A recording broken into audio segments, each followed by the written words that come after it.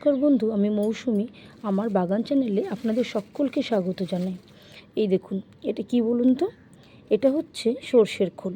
হ্যাঁ বন্ধু, আজকের কথা বলবো সর্ষের খোল কিভাবে গাছে প্রয়োগ করতে হয়, গাছের কোথায় দেবেন, কোন কোন গাছে দেবেন, আর এই সর্ষের খোলের উপকারিতা। এই দেখুন, এই সর্ষের খোলগুলো আমি যেখানে সর্ষে পিষাই করা হয় ওই জায়গার থেকে নিয়ে এসেছি। অনেক সময় ওরা গুঁড়োটা দিয়ে দেয়, গুঁড়োটা কিন্তু নেবেন না, নেবেন এরকম চটি চটি মতো দেখতে যেগুলো, সেগুলোই নেবেন, এরকম পাতলা। এবার আসি এগুলো কিভাবে আপনি মেশাবেন। এই সর্ষের খোল সাধারণত আমরা জলের মধ্যে মিশিয়ে গাছে প্রয়োগ করে থাকি। সেটা কি রেশিওতে আমরা প্রয়োগ করব? এটা আমরা প্রয়োগ করব, যদি আমি 100 গ্রাম সর্ষের খোল নিই, সেটাকে আমি মেশাবো 1 লিটার জলে। আর সেই 1 লিটার জলটা যখন পচে যাবে, পচে গেলে আমরা সেটাকে মেলাবো 25 লিটার বা 20 লিটার, 20 লিটারেই মেশাবেন, 20 লিটার পরিষ্কার জলের সাথে মিশিয়ে তারপরে আমরা সেটা গাছে প্রয়োগ করব, মানে একদম পাতলা করে। ঠিক আছে বন্ধুরা? তাহলে আমি এটা আগের থেকে মিশিয়ে রেখেছি। দেখুন, আমি একটু এটাকে নাড়িয়ে নেব। নাড়িয়ে নেওয়ার পরে এটাই আমি 20 লিটার জলে মেশাবো। আমরা এটা কখন ইউজ করব? আমরা কি এই সর্ষের খোলটা জলে দিয়ে একদিন পরে কি ইউজ করব? না, একদম না। এটাকে আমরা পচতে দেব। এটা পচতে মিনিমাম 4 থেকে 5 দিন টাইম লাগবে। আমি এই সর্ষের খোলটা ভিজিয়েছিলাম আজকে আমার 4 দিন। 4 দিন যখন ভিজিয়েছি, আমি এখান থেকে একটা স্মেল পেয়ে গেছি, মানে স্মেলটা একটা পচা স্মেল আসবে। সেই স্মেলটা যখনই আসবেন তখনই ভাববেন যে আপনার খোলটা পচে রেডি হয়ে গেছে। এরপর এটা আমি মেশাবো। দেখুন, এটা আমার 1 লিটার জলে রয়েছে, এটা আমি 20 লিটার জলের সাথে মেশাবো। এখানে আমার এই গামলাতে 20 লিটার জল নেওয়া রয়েছে। আমি পুরো এই জলটা মিশিয়ে দেব। মিশিয়ে দেওয়ার পর এটা মিলিয়ে নেব, একদম পাতলা। দেখুন বন্ধুরা, একদম পাতলা কিন্তু আমরা এই জলটা ইউজ করব। অনেকে কি করে যে এই জলটা ডিরেক্ট গাছে দিয়ে দেয়, সেটা কিন্তু গাছের জন্য একদমই উপকার নয়, সেটা কিন্তু অপকার।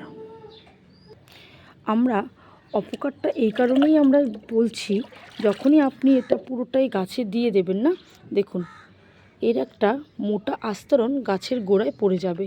তখন কিন্তু গাছের গোড়ায় মোটা আস্তরণ পড়ে গেলে মাটিতে আর এয়ার চলাচল করতে পারবে না, তখন গাছটা কিন্তু পচে যাবে, পচে নষ্ট হয়ে যাবে। জানেন তো বন্ধুরা, এই যে আমরা এই খোল জলটাকে ইউজ করব সাধারণত গাছের গোড়াতে, মানে টবের মাটিতে, অন্য আর কোথাও না, কোনো পাতাতে না, বা কোনো কচি ডালে নয়। তাহলে কিন্তু সেই কচি ডাল বা সেই পাতাটা পচে যাবে।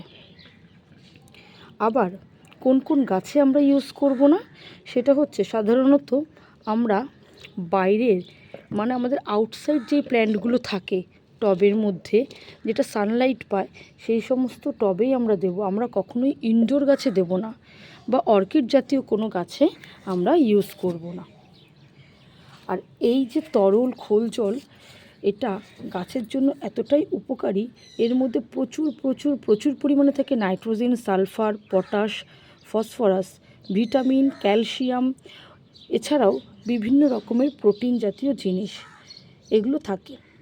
এইগুলোর জন্য গাছ আমাদের খুব সুন্দর একটা খাবার পেয়ে থাকে। আর আমরা যখনই এই খোল জলটা ইউজ করব বন্ধুরা, এই খোল জল ইউজ করার 5 থেকে 7 দিনের মধ্যে আর কোনো রকমের ফাঙ্গিসাইড বা কোনো রকমভাবে কোনো জীবাণুনাশক কোনো কিছু ফাঙ্গিসাইড আমরা ইউজ করব না। কারণ কি জানেন? কারণ এই 5 থেকে 7 দিনের মধ্যে এই টবের মাটিতে একটা একটা আপনার উপকারী জীবাণু তৈরি হবে, যেটা কিনা মাটিটাকে উর্বর করবে আর আপনার গাছকে সুন্দর আরও বেশি, মানে বৃদ্ধি পেতে বা ফুলে ফলে ভরিয়ে দেবে। এর জন্য আমরা 5 থেকে 7 দিন, আমরা সাধারণত বলে থাকি যে নিয়মিত আমাদের এই খোল জলটা দিলে গাছের পক্ষে উপকারী। নিয়মিত বলতে তাহলে কতদিন অন্তর অন্তর দেব? নিয়মিত বলতে আমরা 15 থেকে 20 দিন অন্তর অন্তর প্রত্যেকটা গাছে আমরা এই খোল জল ইউজ করব। নিয়মিত মানে এটা। 15 থেকে 20 দিন, এর আগেও নয় এর পরেও নয়, একদম পারফেক্ট টাইম হচ্ছে এটাই। আর পাতাতে দিলে বা কচি ডালে দিলে সেগুলো তো পচে যাবেই, এর জন্য দেবো না। আর অলওয়েজ আর একটা কথা মাথায় রাখতে হবে, যখনই আমরা খোল জলটা ইউজ করছি বন্ধুরা, তখন না টবের মাটিটা তার আগে একটু ঝুরঝুরে করে নেবেন, একটু খুঁড়ে নেবেন। দেখুন যেরকম আমার মাটিগুলো কিন্তু টবে খোঁড়া রয়েছে, প্রত্যেকটা টবের মাটি আমার এইরকম খোঁড়া, এরকম ঝুরঝুরে, দেখতে পেয়েছেন? এরকমভাবে খুঁড়ে নেবেন। আর এইগুলো ইনডোর প্ল্যানে আপনারা এই কারণেই দেবেন না, কারণ ইনডোর প্ল্যান্ট সাধারণত রোদ্দুরে থাকে না, ইনডোরে থাকে। তো ইনডোরে যখনই থাকে এটা স্যাঁতস্যাঁতে ওয়েদারে কিন্তু জীবাণু তৈরি হয়ে, ফাঙ্গিসাইড তৈরি হয়ে, রোদ্দুর না পেলে ফাঙ্গিসাইড তৈরি হয়ে গাছ কিন্তু মারা যেতে পারে।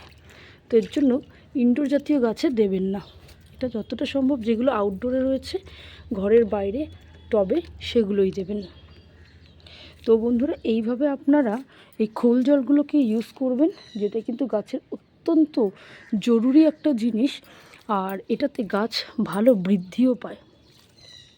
তো এরকমভাবে খোল জলটা দিলে 0:5% অনুপাতে দিলে আপনার কিন্তু এটা সবথেকে বেশি ভালো হবে, আর গাছ খুব দ্রুত বেড়ে উঠবে, আপনার গাছ ফুলে ফলে ভরে যাবে। তো খোল জলটাকে আপনারা এইভাবে ইউজ করবেন বন্ধুরা। তাহলে আমি আজকের খোল জলের আপনাদেরকে যে কটা বললাম আমি আরও একবার রিপিট করে দিচ্ছি। সেটা হচ্ছে, প্রথমত আপনারা 100 গ্রাম নেবেন, যেটা 1 লিটার জলে মেশাবেন। এবার 4-5 দিন সেটাকে পচিয়ে নেবেন, নেওয়ার পরে সেটাকে 20 লিটার জলে আপনারা পরিষ্কার জলে মিশিয়ে তারপরে গাছে প্রয়োগ করবেন, একদম পাতলা করে।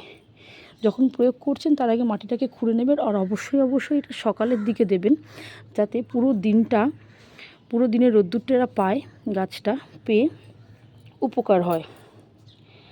আর যখন খোল জলটা দিচ্ছেন তার 5 থেকে 7 দিনের মধ্যে কোনো রকমের ফাঙ্গিসাইড ইউজ করবেন না। খোল জল মিশিয়ে যে 1 লিটার জলটা, সেটাই গাছের গোড়ায় ঢেলে দেবেন না, এতে গাছ মারা যেতে পারে, গাছের শিকড় পচে যেতে পারে, গাছটা মারা যেতে পারে। আর যখনই আপনি খোল জলটা প্রতিনিয়ত ইউজ করবেন, সেটা 15 থেকে 20 দিন অন্তর অন্তর ইউজ করবেন। খোল জল ইউজ করার সময় গাছের কচি ডাল বা পাতাতে দেবেন না, কখনো এটাকে স্প্রে করবেন না, কারণ এই তরলটা কিন্তু স্প্রে করার মতো তরল নয়, এটা শুধুমাত্র গাছের গোড়াতেই দিতে হয়।